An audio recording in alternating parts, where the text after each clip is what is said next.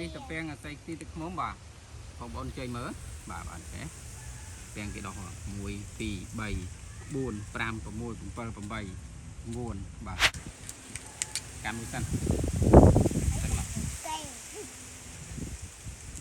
បាទណាកាន់មួយសិនបាទនេះមួយទៀតមើលបាទចុកសិនមិនឆប់អស់មកបាទឥឡូវនេះកាន់មួយសិនចាប់តែមកបានញ៉ាំបងអស់គ្នាណាជាមួយញ៉ាំបានអត់បងប្អូនបង្ហាញមនុស្សចាស់ញ៉ាំក្មេងអត់ញ៉ាំអាចថាមនុស្សចាស់ហ្នឹងចេះតែនិយាយបាទនេះជមើល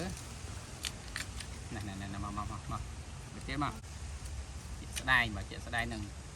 គុំមិនស្អីផ្ដាល់តែម្ដងខ្វះមួយទៀតបាទខ្វះមួយទៀត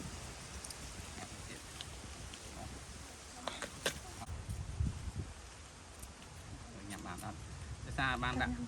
ក់ទឹកវានឹងចឹងទៅទាំងអត់ទៅព្រីទៅធំក៏បានដាក់ទឹកទាំងនេះទៅបាទតែនិយាយនេះរាំងច្រើនមកទៀតមកទៅប្លែងហ្នឹងមកសាក់ញ៉ាំមកញ៉ាំបានហើយញ៉ាំគល់បានហើយបាទលើម៉ែម្ដងមិនដែររសជាតិមិនដែរអាប់តិច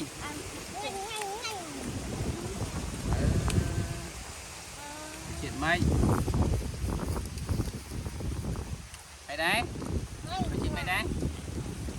បាទនឹងជប់អែមបាទ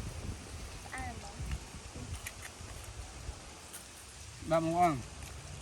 ចឹងអាស្រ័យទីទឹកខ្មុំដើមវាស្តៀងដើមអាស្រ័យពងដែរបាទចេញទៅទាំងមកហូរហាយចឹងបងបាទអរគុណបងប្អូនអរគុណជម្រាបលាបាទអរគុណបងប្អូនបាទ